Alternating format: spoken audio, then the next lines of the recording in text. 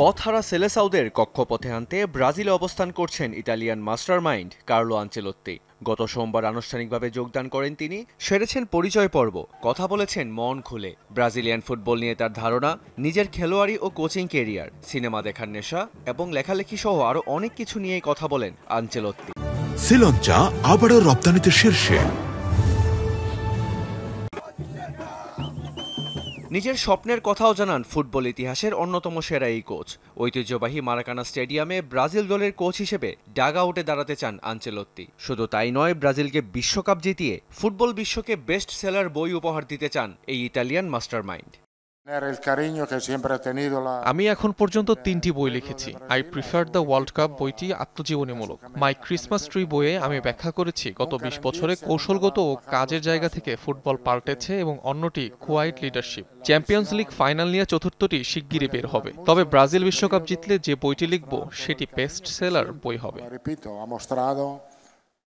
এখন পর্যন্ত 40 জন ব্রাজিলিয়ানকে কোচিং করিয়েছেন আনচেলোত্তি। তাদের মধ্যে সবচেয়ে প্রতিভাবানকে এমন প্রশ্নের জবাবে রোনালদো নাজারিওকে সবার উপরে রেখেছেন তিনি। কারণ 2007 থেকে 8 পর্যন্ত এসি মিলানে আনচেলোত্তির অধীনেই খেলেছেন ব্রাজিলের হয়ে দুবার বিশ্বকাপ জয়ী রোনালদো।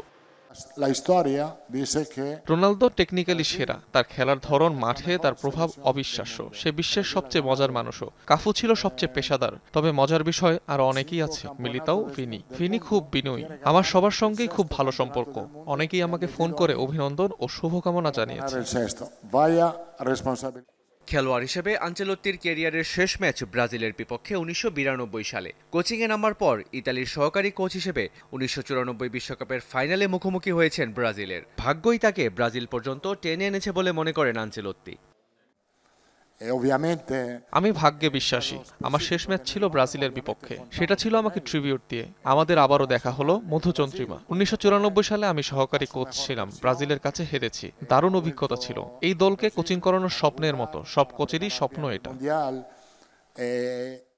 সেলেসাউদের 2026 বিশ্বকাপ জেতানোর লক্ষ্য নিয়ে দলটির কোচের দায়িত্ব পেয়েছেন আনচেলোত্তি। আপাতত তার দায়িত্ব হলো ব্রাজিলকে আগামী বিশ্বকাপে চূড়ান্ত পর্বে টিকিট পাইয়ে দেওয়া। এই ইতালিয়ান মাস্টারমাইন্ডের প্রথম অ্যাসাইনমেন্ট আগামী 5 জুন ইকুয়েডরের বিপক্ষে। মেহেদী রিয়ান, যমুনা স্পোর্টস।